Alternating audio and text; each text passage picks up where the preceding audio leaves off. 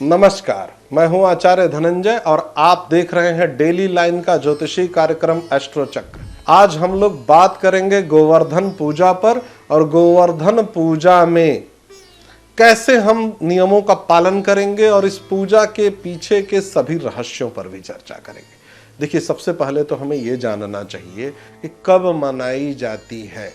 कार्तिक माह की प्रतिपदा तिथि को हम लोग गोवर्धन पूजा मनाते हैं और वो भी शुक्ल पक्ष की प्रतिपदा तिथि। तो अब ये भ्रम दूर हो गया कि कब मनाया जाता है। ये जो त्योहार है दीपावली के ठीक अगले दिन मनाया जाता है, इसलिए इसमें कोई भी भ्रमित होने की आवश्यकता नहीं है। इसको अन्नकूट पूजा के नाम से भी जाना जाता है। इसी दिन गोवर्धन पर्वत भगवान श्री कृष्ण जी और गौ माता की पूजा का विधान है।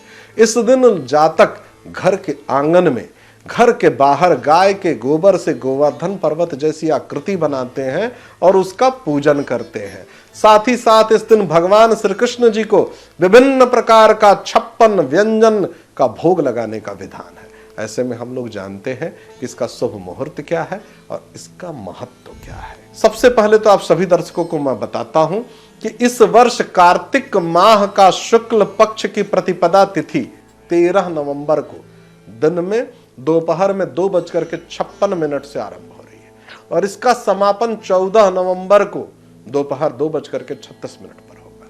इस दिन विधि विधान से पूजन करिए, आपके जीवन की सारी विघ्न बाधाएं समाप्त हो जाएंगी।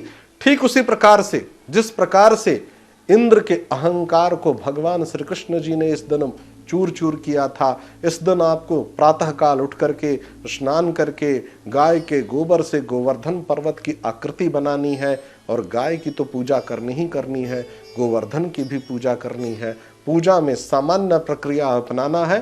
धूप दीप नैवेद्य भगवान श्री कृष्ण जी को भोग आपको अपनी क्षमता के अनुसार लगाना है। जो भी व्यंजन आप लगा सकते हैं, जो भी फल फूल मिठाई आप अर्पित कर सकते हैं, धूप दीप का भी प्रयोग करना है।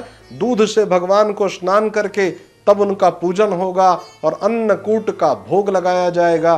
पौराणिक मान्यताओं में ये जो तिथि है इतनी महत्वपूर्ण थी कि सभी देवताओं के राजा इंद्र जब उनका अहंकार अपने चरम पर चला गया तो भगवान श्री कृष्ण जी ने उनको सबक सिखाया।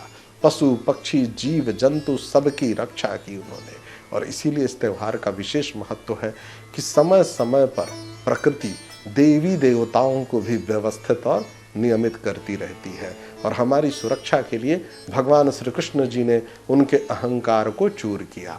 इस तिथि का अपने आप में विशिष्ट महत्व है और इस दिन हम यही प्रार्थना करते हैं कि हे प्रभु, हमारी भी सुरक्षा करिए, हमारा स्वास्थ्य अच्छा रहे, हमारे घर में परिवार में सब लोग खुशहाल रहें।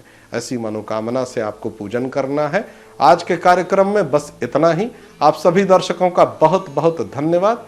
नमस्कार।